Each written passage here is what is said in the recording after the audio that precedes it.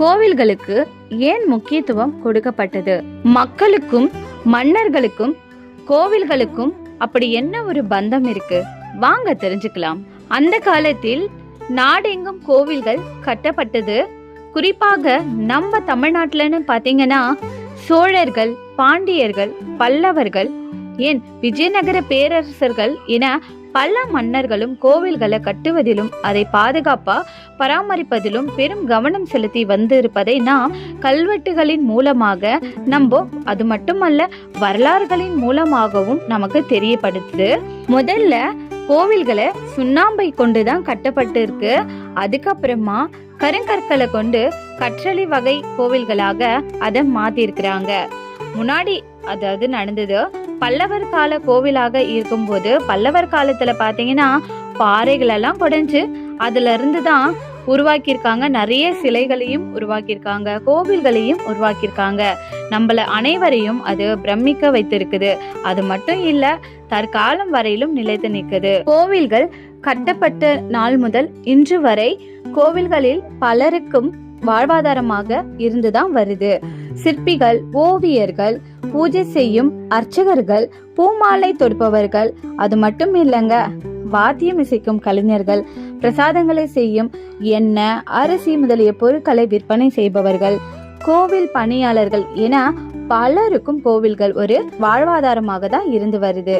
எந்த ஒரு வேறுபாடமும் இல்லாம அனைத்து தரப்பினரும் ஒன்று கூடி மகிழ ஒரு சந்தர்ப்பத்தையும் கோவில் திருவிழாக்கள் ஏற்படுத்துது. வேற்றுமைகளை மறந்து ஒற்றுமையாக அனைவரும், எல்லா மக்களும் ஒன்று கூடி தேர் இருப்பதற்கான வாய்ப்புகளையும் கோவில் திருவிழாக்கள் உருவாக்குது. வயது வரம்பு இல்லாமல் பெரியவர்கள் முதல் சிறியவர் வரை அனைத்து தரப்பு மக்களும் இதுல ரொம்ப சந்தோஷம் அடைகிறார்கள். மேலும் திருவிழாக்களில் சிறு சிறு கடைகள் அமைக்கப்பட்டு வியாபாரம் நடைபெறுது. இதனால பல வகையான வியாபாரிகளும் பலனடைகிறார்கள். கும்பாபிஷேகம் 12 வருடங்களுக்கு ஒரு முறை நடைபெறும் போது பலரும் ஒன்று கூடி கோவில் பணிகளை செய்ய நேரிடுது. இதுல நேரடியாகவும் மறைமுகமாகவும் பலருக்கு வேலை வாய்ப்புகள் கண்டிப்பா ஏற்படுத்தப்படுது. டெய்லி கோயிலுக்கு செல்லும் போது நம் மனதில் நான் என்ற அகந்தை மெல்ல மெல்ல அழிய தொடங்கும். நமக்கு மேல ஒரு சக்தி இருக்குது, இறைவன் இருக்கிறான் என்ற எண்ணமும் நான் என்ற அகந்தையும் அழிக்க கோவில்கள் மிகவும் அவசியமாகுது.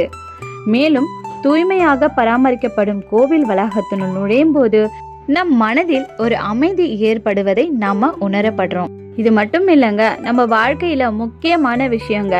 அதாவது எல்லாவற்றுக்கும் மேலாக நாம் நமது குறைகளை இறைவனிடம் முறையிடும் போது அதை அவர் கேட்டு மனதிலே வைத்துக் கொள்ளுவாருங்க. இதனால நமது மனசுல என்ன இருக்குது, பலவிதமான பாரங்கள், அது எல்லாமே இறைவனிடம் இறக்கி வைத்தது போல ஒரு உணர்வு ஏற்படும். ஓகேங்களா?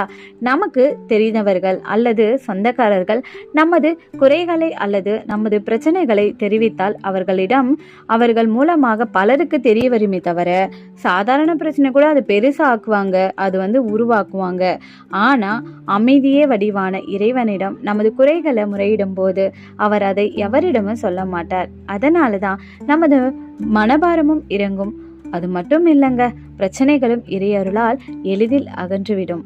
திருமணத்திற்கு வரன் பார்க்கும் மணமகள் மணமகன் வீட்டாரும் அன்று முதல் இன்று வரையிலும் முதல் சந்திப்பு இந்த கோவில்ல தான் நடக்குது. இதன் பின்னரே தான் இரு வீட்டாரும் வீடுகளில் சந்தித்து திருமணத்தை முடிவு செய்யறாங்க. மேலும் திருமணங்களும் கோவில்களும் பல நூற்றாண்டுகளாக நடத்தப்பட்டு தான் வருது கோவில்கள்ல. இதனால மண்டபம் மற்றும் அலங்காரம் இது மட்டும் இல்லைங்க, மற்ற கணிசமான செலவுகளும் குறைந்து எளிமையாகவும் மன நிறைவோடும் இறைவனின் பூரண ஆசியோடும் திருமணங்கள் நடைபெறுது. உடல்நிலை சரியில்லாதவர்கள் கோவிலுக்கு போயிட்டு வந்தாங்கன்னா, இறைவனிடம் அவங்களுடைய குறைகளை முறையிட்டாங்கன்னா உடல்நிலை பாதிப்புகள் விலகும். அது மட்டும் இல்லைங்க, அவங்க உடல் நலம் முழுவதும் சரியாகிவிடும் அப்படிங்கிற நம்பிக்கையும் அவங்களுக்கு ஏற்படும்.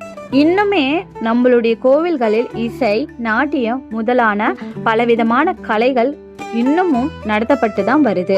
இதனால மக்களின் மனதில் மகிழ்ச்சி விளைவதோடு கலைகளும் அழியாமல் ஒரு தலைமுறையிலிருந்து மற்றொரு தலைமுறைக்கு கொண்டு செல்வதற்கு இதனால் கலைகளும் வளர்க்கப்படுது.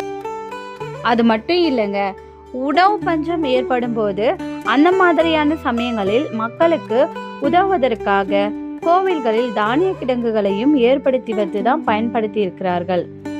மேலும் அரசர்கள் மன்னர்கள் காலத்தில் போர்கள் ஏற்படும் அப்பொழுது வீரர்கள் தங்குவதற்காகவும் கோவில்கள் பயன்படுத்தப்பட்டதாங்க. இன்னும் சொல்ல போனா பல கோவில்கள் மருத்துவமனையாகவும் ஆதுர சாலை என்ற பெயரில் செயல்பட்டு வந்ததாங்க.